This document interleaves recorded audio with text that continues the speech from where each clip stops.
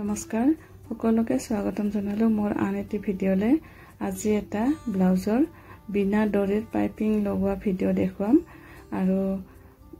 Simple মেচিনত কেনেকেনো মানে পাইপিংটো লগাব পাৰি সেইটোৱে দেখুৱাম। কাৰণ সিম্পল মেচিনত অলপমান দিগদাৰ হয়, যেহেতু কেতিয়াবা কিছুমান কাষ্টমাৰে এইটো পাইপিংটো ডিমান্ড কৰে, তেতিয়া লগাব লগা হয়। আৰু এটা চাওক ব্লাউজটোৰ মই এইটো ব্লাউজটো বনাইছিলোঁ আৰু পাইপিংটো চাওক সিম্পল ব্লাউজত মানে বিনা দৰিৰ পাইপিং লগাইছোঁ এইটো, আৰু ইমান ধুনীয়া হৈছে।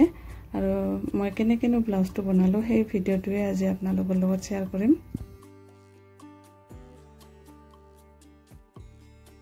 আৰু যদি ভিডিঅ'টি চাই ভাল লাগে তেতিয়াহ'লে প্লিজ চেনেলটি লাইক আৰু ছাবস্ক্ৰাইব কৰিবলৈ নাপাহৰিব। এতিয়া মই দেখুৱাম যে মই ব্লাউজটো প্ৰথমে কেনেকৈ চিলাইছিলোঁ সেইখিনিও অলপমান মই ভিডিঅ'তে দেখুৱাম।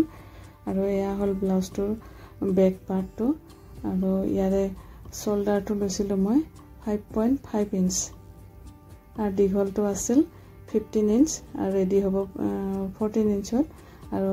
বডিটো আছিল 9.5, আৰু 1.5 ইঞ্চ এক্সট্ৰা লৈছিলোঁ, আৰু আৰ্ম হ'ল মানে কাষটোৰেটো 6 ইঞ্চ।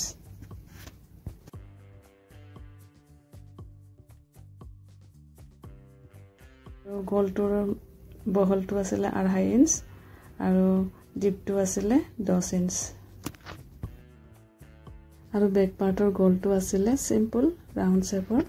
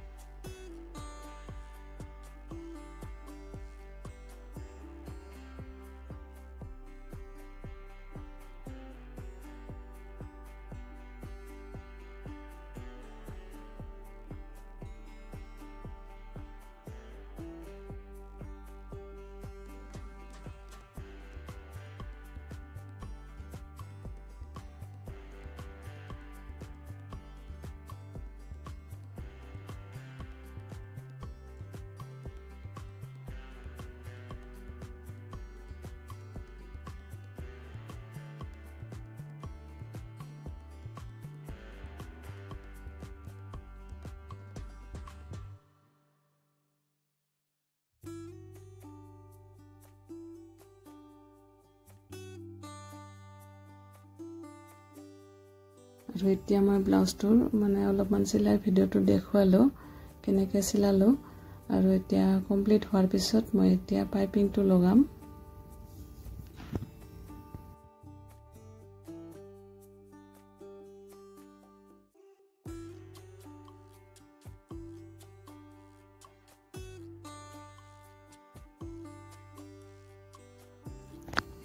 আৰু পাইপিংটোৰ কাৰণে যিটো কাপোৰ লৈছিলোঁ সেইটো মই মানে দিশ আৰু পথালিকৈ নহয়, উৰবি কাপোৰ লৈছিলোঁ, তাৰমানে তেৰাকৈ কাটিছিলোঁ, 1.5 ইঞ্চ কৰি লৈছিলোঁ। এইটো 1.5 ইঞ্চ কৰি এটা মই পট্টি কাটি লৈছিলোঁ।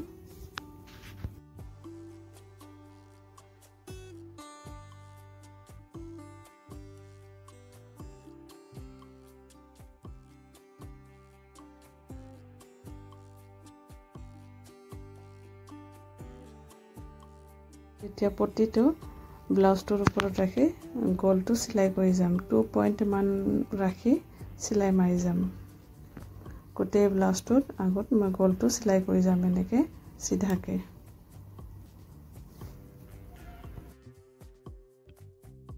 সিম্পল মেচিনত অলপমান পাইপিং লগোৱাটো অলপমান সহজ নহয়, কাৰণ ইয়াতে আপুনি ফিটটো চেঞ্জ কৰিব নোৱাৰে, আৰু বা বেজিটো বা ফিটটো ইফাল সিফাল কৰিব নোৱাৰে, অটোমেটিক মেচিনৰ দৰে নহয় এইটো।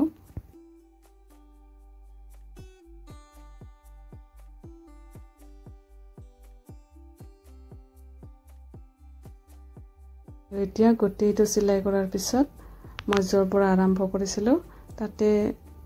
তালৈকে চিলাই কৰি আৰু যিমানখিনি এক্সট্ৰা কাপোৰ আছিলে সেইখিনি মই কাটি দিম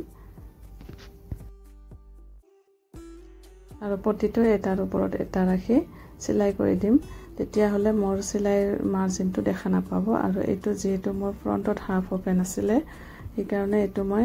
এই ধৰণে চিলাই কৰিব লগা হ'ল আৰু এতিয়া গোটেই ব্লাউজটোত সৰু সৰু কাট লগাই দিম আৰু কাটটোতো লগাব লাগে সকলো জানে এইটো কাৰণ যদি সৰু সৰু কৰি কাটি নিদিওঁ তেতিয়াহ'লে আৰু মানে ৰাউণ্ড শেপটো নুঠিব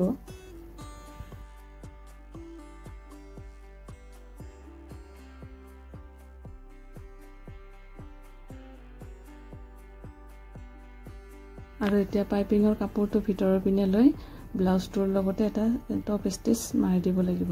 আৰু এইটো ৰাফ চিলাই কৰিব লাগিব কাৰণ এইটো চিলাই পিছত খুলি দিব লাগিব আৰু মানে এইটো এনেকৈ চিলাইটো কৰিব লাগিব যাতে তলৰ কাপোৰটোৰ লগত চিলাইটো এটাচ হৈ যায় আৰু এই ধৰণে চিলাই কৰিলে ব্লাউজটোৰ মানে পাইপিংটো ধুনীয়া গোটা মানে মিহি পাইপিং মানে দৰি লগোৱা পাইপিঙৰ নিচিনাই হৈ যায় সেইকাৰণে এইটো চিলাইটো কৰিব লাগে আৰু এতিয়া পাইপিংটোৰ কাষে কাষে ধুনীয়াকৈ চিলাই মাৰি যাব এটা আৰু তেতিয়া পাইপিংটো দেখাত ধুনীয়া হৈ যাব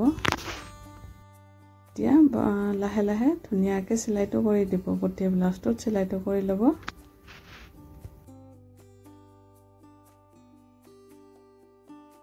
আৰু এইটো পদ্ধতিত চিলালে পাইপিংটো ধুনীয়া হ'বই কাৰণ চিম্পল মেচিনত অলপমান অসুবিধা হয় পাইপিং লগোৱা আৰু মই যিহেতু চিম্পল মেচিনতে চিলাওঁ এইটো মই এতিয়া অটোমেটিক মেচিন লোৱা নাই আৰু আপোনালোকে যদি ভিডিঅ'টি চাই নিশ্চয় চিলাব পাৰিব পাইপিং লগাই কাৰণ পাইপিং কেতিয়াবা বহুত ব্লাউজত পাইপিং লগালে ব্লাউজটো ধুনীয়া দেখা হয় কিন্তু মানে কিছুমান কণ্ডিশ্যনত আৰু এইটো লগাব নোৱাৰি আৰু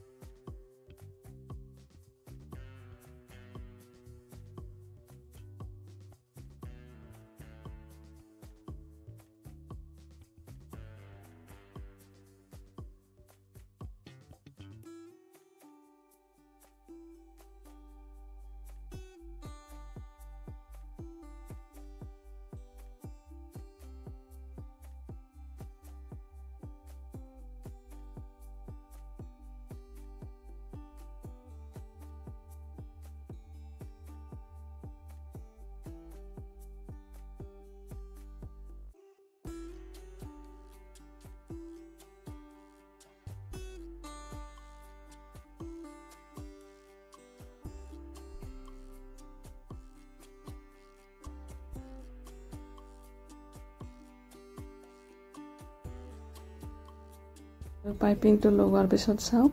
ব্লাউজটোৰ লুকটো আৰু এতিয়া অলপমান হাতেৰে অলপ প্ৰেছ মাৰি দিব তেতিয়া আৰু ধুনীয়া হৈ যাব আৰু এতিয়া ভিতৰৰ চিলাইটো কৰি দিব আৰু আপোনালোকে ইচ্ছা কৰিলে এইটো চিলাই আগতে কৰিব পাৰে মই কৰা নাছিলোঁ কাৰণে মই পিছত কৰি দিলোঁ আৰু এয়া চাওক এনেকৈ চিলাইটো কৰি দিব